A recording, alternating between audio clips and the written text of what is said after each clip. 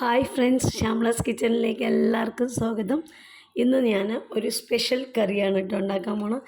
നമുക്ക് കുറച്ച് നിലക്കടല കിട്ടിയിട്ടോ. അപ്പോൾ അതുകൊണ്ട് ഇന്നിപ്പോൾ നമുക്ക് ചപ്പാത്തിക്കൊരു കറി ഉണ്ടാക്കണം.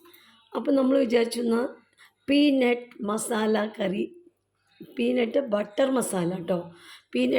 ബട്ടർ മസാലയൊന്നും ഉണ്ടാക്കിയാലോ, നല്ല ടേസ്റ്റ് ഉണ്ട്. ഒരു പ്രാവശ്യം ഉണ്ടാക്കി നോക്കിയപ്പോൾ അത് പക്ഷേ വെറുതെ മസാലക്കറിയാണ് ഉണ്ടാക്കിയത്. ഇപ്പോൾ പീനട്ട് ബട്ടർ മസാല ഉണ്ടാക്കി നോക്കാൻ പറഞ്ഞിട്ട് വന്നിരിക്കുക ഞാൻ കേട്ടോ. ഇന്ന് ഞങ്ങൾക്ക് ചപ്പാത്തിക്ക് ഇതാണ് കറി. അപ്പോൾ ഇതാ ഒരു 100 ഗ്രാം എടുത്തിട്ടുണ്ട് പീനട്ട്സ്.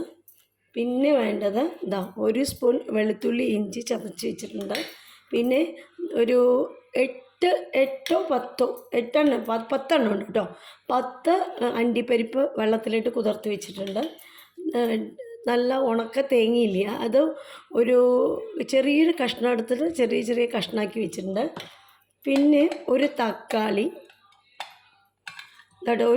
മുറിച്ച് വെച്ചിട്ടുണ്ട്. 2 പച്ചമുളക്, 25 ഗ്രാം ബട്ടർ എടുത്തിട്ടുണ്ട്. ഒരു വലിയ സവോള ചെറുതായിട്ട് അരിഞ്ഞ് വെച്ചിട്ടുണ്ട്. പിന്നെ വേണ്ടത് ആവശ്യത്തിന് മസാലപ്പൊടി, മല്ലിപ്പൊടി, മുളക് പൊടി, മഞ്ഞൾപ്പൊടി കേട്ടോ. ഇതൊക്കെയാണ് വേണ്ടത്. അപ്പോൾ ആദ്യം ഈ കടലയൊന്ന് കുക്കറിലിട്ട് വേവിച്ചെടുക്കാം കേട്ടോ. ഇതാട്ടോ കുറച്ച് കടല ഞാൻ വെള്ളത്തിൽ വേവിക്കാൻ പോവുകയാണ്. വെള്ളത്തിൻ്റെ അളവൊന്നുമില്ല, ഞാൻ കുറച്ച് വെള്ളം എടുത്തിട്ടുണ്ട്. അത് ഒരു 3 വിസിൽ വരുന്നവരെ ഉപ്പിട്ടിട്ട് വേവിക്കുകയാണ് കേട്ടോ. ആ വിസിൽ വരുമ്പോഴേക്കും നമുക്ക് എടുത്ത് വെച്ചിരിക്കുന്ന ഈ നല്ല കൊപ്രയായിട്ടുള്ള തേങ്ങയാണ് കേട്ടോ. അതും നമ്മുടെ കാഷ്നട്ടും ഈ 2 പച്ചമുളക് എടുത്ത് വെച്ചിട്ടില്ലേ അതും കൂടെ ഇട്ട് നന്നായിട്ടൊന്ന് അരച്ചെടുത്തിട്ട് വരാം. എന്നിട്ട് നമ്മൾ ഓഫ് ചെയ്ത് മാറ്റി വയ്ക്കാം കേട്ടോ.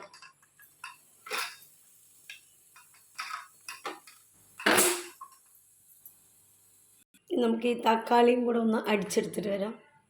ഒരു ചീനച്ചട്ടി അടുപ്പത്ത് വെച്ചിട്ടുണ്ട്, നന്നായി ചൂടാവട്ടെ. എന്നിട്ട് നമുക്ക് ഈ ഉള്ളിയും മസാലയൊക്കെ ഇട്ടിട്ട് വഴറ്റിയെടുക്കാം കേട്ടോ. ഇതാ ചീനച്ചട്ടി ചൂടായിട്ടുണ്ട്, ഞാൻ കുറച്ച് ബട്ടർ ഇടുന്നുണ്ട്.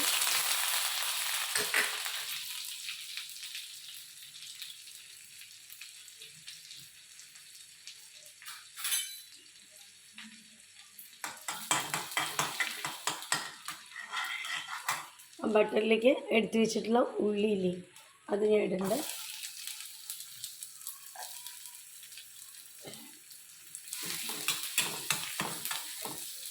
ഒന്ന് നന്നായിട്ട് വഴറ്റിയെടുക്കണം കേട്ടോ.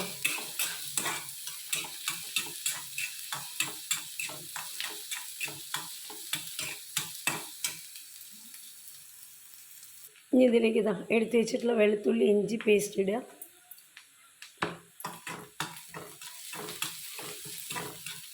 അത് നന്നായിട്ട് വഴന്ന് വരട്ടെ. ഇനി ഇതിലേക്ക് നമ്മൾ തക്കാളി ഒന്ന് അടിച്ച് വെച്ചിട്ടില്ലേ അതും കൂടെ ഒഴിക്കുക കേട്ടോ. അതും കൂടെ ഒഴിച്ചിട്ട് അതിൻ്റെ പച്ച മണം മാറുന്ന വരെ നന്നായിട്ടൊന്ന് വഴറ്റി കൊടുക്കണം. ഇനി ഇതിലേക്ക് 1 സ്പൂൺ മല്ലിപ്പൊടി,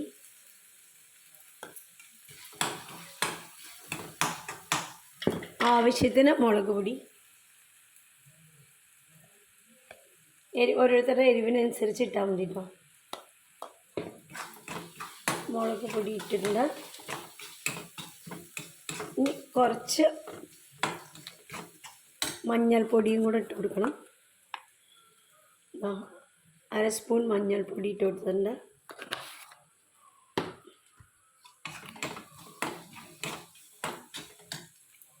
ഇനി ഒരു 1/2 സ്പൂൺ മസാലപ്പൊടി കൂടെ ഇടണം.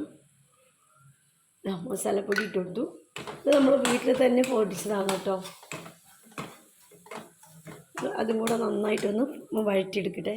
ഇനി നമ്മൾ അരച്ച് വെച്ചിട്ടുള്ള മസാല ഉണ്ടല്ലോ അതും കൂടെ ഒഴിച്ചു കൊടുക്കുക. നാളികേരവും, അതായത് കൊപ്ര അരച്ചിട്ടില്ലേ, കൊപ്ര പിന്നെ അണ്ടിപ്പരിപ്പ് ഇതെല്ലാം കൂടെ അരച്ചത് അതും കൂടെ ഇട്ടിട്ട് നല്ലോണം വഴറ്റണം.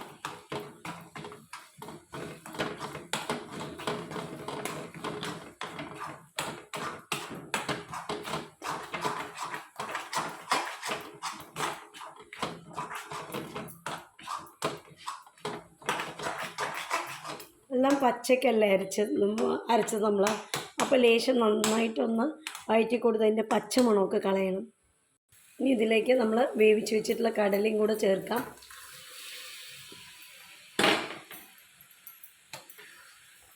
നന്നായിട്ട് ഇളക്കി കൊടുക്കാം.